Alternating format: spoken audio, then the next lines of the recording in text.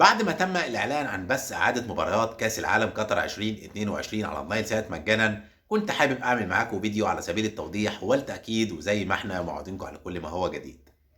صباحكم فل ومساكم أحلى مع محمد حسن اتش دي، وفيديو النهارده بخصوص إعادة مباريات كأس العالم قطر 2022 على النايل سات مجانا، فكنت حابب أكون معاكم بفيديو على سبيل التوضيح والتأكيد للقنوات الناقلة مجانا على النايل سات. ودايما بتذكر حضراتكم ان فيديوهاتنا عباره عن فيديوهات توضيحيه تعريفيه في كل ما هو جديد وحصري في عالم الترددات والقنوات، فتابعونا عشان يجيلكم كل ما هو جديد.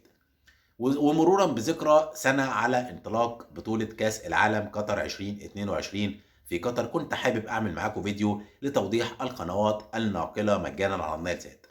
ويتم انطلاق البطولة كاملا على قناة بين سبورت المجانية اللي موجودة على تردد 11054 هوريزونتال 27500، وهيكون كل مباريات كأس العالم على القناة بين سبورت المجانية. فكنت حامل معاكم الفيديو على سبيل التوضيح والتأكيد.